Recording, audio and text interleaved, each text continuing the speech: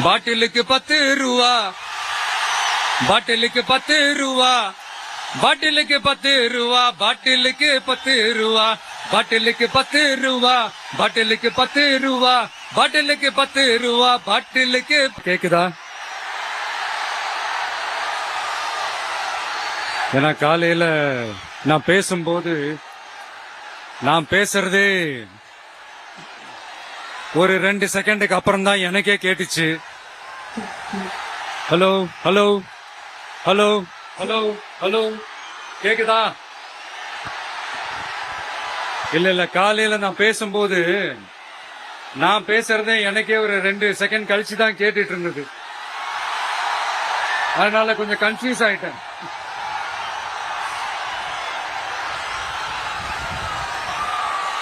Okay, முதல்ல police டிபார்ட்மெண்ட்டுக்கு என்னுடைய மனமார்ந்த நன்றிகள். அவங்க இல்லனா அந்த பைபாஸ்ல இருந்து இந்த ஸ்பாட்டுக்கு என்னால வந்திருக்க முடியுமான்னு எனக்கே தெரியல. So once again, thank you so much.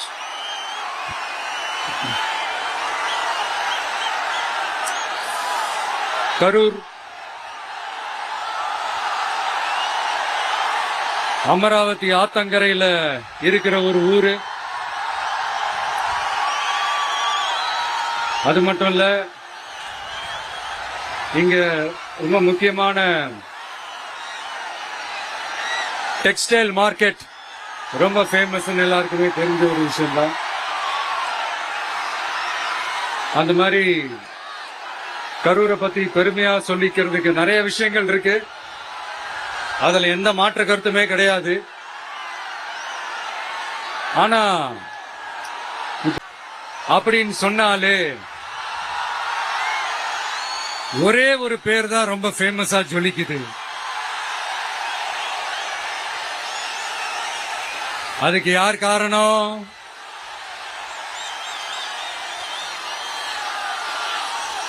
யார் காரணம்னு உங்களுக்கு தான் தெரியுமே. சரி, அதை பத்தி கொஞ்சம் அப்புறமா பேசுவோம். இப்ப நம்ம கரூர் மாவட்டத்துல இந்த வாக்குறுதிகள்லாம் கொடுத்தாங்கல்ல, அது செய்வோம் இது செய்வோம் எல்லாம் சொன்னாங்கல்ல, அது ஒரு சின்ன லிஸ்ட் தான். அதை ஃபர்ஸ்ட் பார்த்துடலாம்.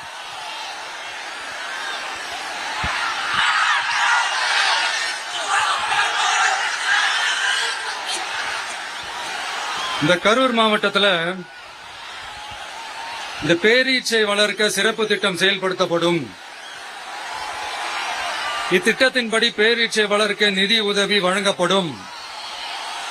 வாக்குறுதி நம்பர் 81. பேரீச்சை மரத்தை விடுங்க, அட்லீஸ்ட் இந்த பேரீச்சை விதையாச்சும் கண்ணில் காட்டினாங்களா? துபாய் குறுக்கு சந்து கதை தான்.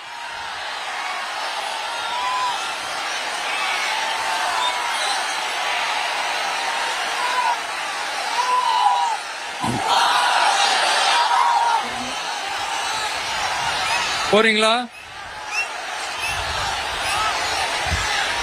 அடுத்து இன்னொரு வாக்குறுதி இருக்கு. கரூர் விமான நிலையம் அமைக்க நடவடிக்கை எடுக்கப்படும்னு வாக்குறுதி நம்பர் 448.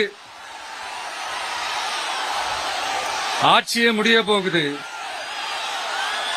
4.5 வருஷம் முடிஞ்சிருச்சு. இப்ப போய் ஒன்றிய அரசு கிட்ட அமைச்சர் போய் கோரிக்கை வைக்கிறாரு. என்னன்னு? ஏர்போர்ட் கட்டணும். ஐயா அமைச்சரே, இதுதான் உங்க டக்கா?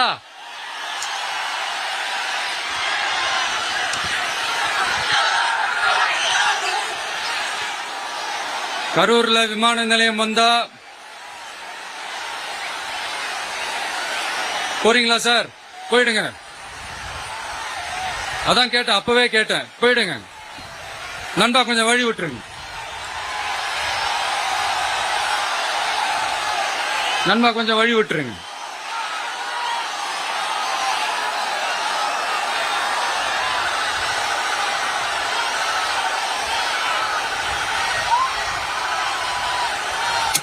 கொஞ்சம் கொஞ்சம் வழி விட்டுருங்க. போயிட்டு போயிடுங்க.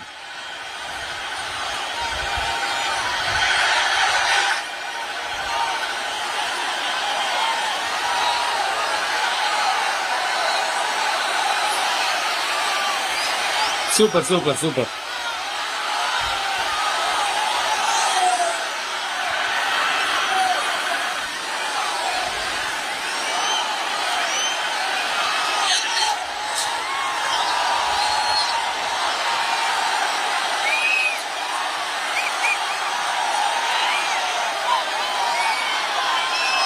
என்னப்பா ஆம்புலன்ஸ்ல நம்ம கொடி இருக்குது? தண்ணி கொடுங்கப்பா, தண்ணி பாட்டில் கொடு, தண்ணி பாட்டில் கொடு.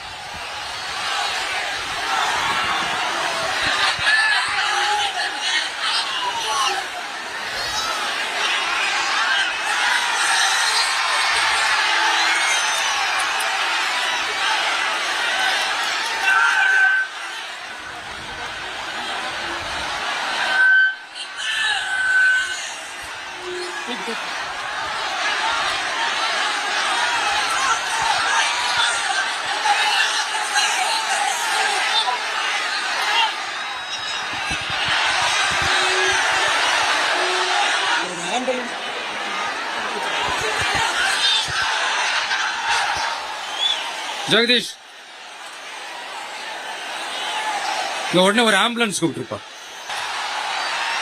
நான் அந்த ஏர்போர்ட் கட்டுறதை பத்தி சொன்னேன் இல்லைங்களா? அது இங்க கட்டினா அந்த ஜவுளி தொழில்லாம் ரொம்ப நல்லா டெவலப் ஆகும்ன்றது உண்மையான விஷயம்தான். But at the same time இந்த பரந்தூர் மாதிரியே இந்த மக்கள் பாதிக்காத வண்ணம் அந்த இடங்களா பார்த்து அந்த ஏர்போர்ட் கட்டினா இன்னும் நல்லா இருக்கும். அப்புறம் நம்ம கரூர் பிரச்சனைக்கு வருவோம். இந்த மணல் கொள்ளை தாங்க கரூரோட தீராத தலைவலி. மணல் கொள்ளை கரூரை வறண்ட மாவட்டமாக்கிட்டது மட்டும் இல்லாம சட்டவிரோத கல் குவாரிகள் கரூரின் கனிம வளத்தை அழிச்சுக்கிட்டு இருக்கு.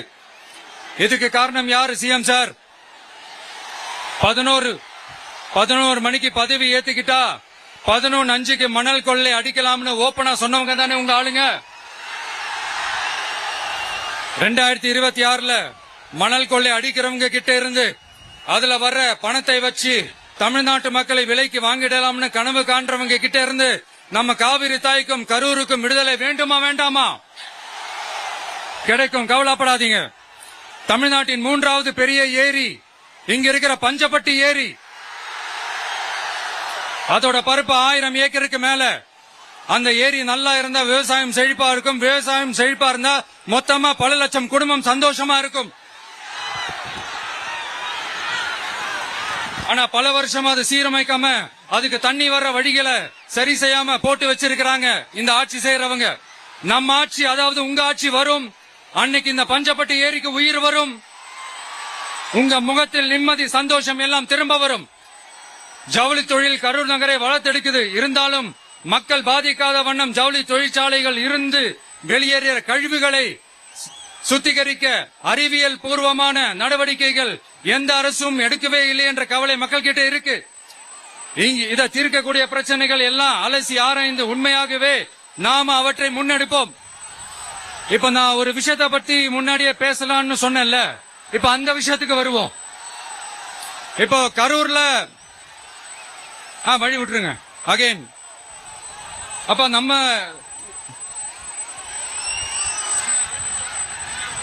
நம்ம பேசாம போனா நல்லாவா இருக்கும்? கரூர் வரைக்கும் வந்துட்டு அவரை பத்தி பேசாம போனா நல்லா இருக்குமா? நல்லா இருக்காதுல.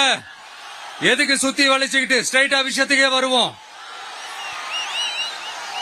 இந்த கரூர் மாவட்டத்தில் ஒரு மந்திரின்னு ஒருத்தர் இருந்தார்ல, இப்ப ஒரு மந்திரி இல்ல, ஆனாலும் மந்திரி மாதிரி. நான் யாருன்னு உங்களுக்கு சொல்லிதான் தெரியணுமா என்ன? ஒரு க்ளூ ஒண்ணு கொடுக்கலாமா? பாட்டிலுக்கு 10 ரூபா, பாட்டிலுக்கு 10 ரூபா, பாட்டிலுக்கு 10 ரூபா, பாட்டிலுக்கு 10 ரூபா, பாட்டிலுக்கு 10 ரூபா, பாட்டிலுக்கு 10 ரூபா, பாட்டிலுக்கு 10 ரூபா, பாட்டிலுக்கு 10 ரூபா. இப்ப ரீசெண்டா கரூர்ல ஒரு விழா ஒண்ணு நடத்தினாங்களே, அது என்னப்பா 30 பேர் விழாவா? 30 விழா, சாரிப்பா கன்ஃபியூஸ் ஆயிட்டேன். அந்த விழாவில் மாண்புமிகு சிஎம் அவர்கள் இந்த மாஜி மந்திரியை பத்தி உச்சி மேல தூக்கி வச்சு மெச்சினதெல்லாம் நம்ம காதால கேட்டோம் இல்லையா? இதே சிஎம் அவர்கள் இதே கரூருக்கு வந்தப்போ, எதிர்கட்சியா இருந்தப்போ, அந்த மாஜி மந்திரியை பத்தி என்னெல்லாம் சொன்னாரு, என்னெல்லாம் கேட்டாரு. ஐயா ஃபேக்ட் செக் நண்பர்களே, இதெல்லாம் நீங்க பெருசா ரிசர்ச் பண்ணணும்னு அவசியமே இல்ல. யூடியூப் ஓபன் பண்ணி பாருங்க, தெரிச்சிருவீங்க, மிரண்டுருவீங்க. இந்த திமுகவுக்கு இந்த மாஜி மந்திரி இப்ப என்னவா இருக்கிறாரு அப்படின்னு மக்கள் பேசிக்கிறாங்க தெரியுமா? இந்த திமுக குடும்பத்துக்கு ஊழல் பண்ற பணத்தை எல்லாம் 24x7 டெலிவரி பண்ற ஒரு ஏடிஎம் மெஷினா இருக்கிறாரா அப்படின்னு நான் சொல்லுங்க, ஊருக்குள்ள பேசிக்கிறாங்க. இன்னொரு முக்கியமான விஷயம், இங்க போலீஸ் பாதுகாப்புலாம் இருக்கா இல்லையா? போலீஸோட கைகள்லாம் கட்டப்பட்டிருக்குன்னு நினைக்கிறேன்.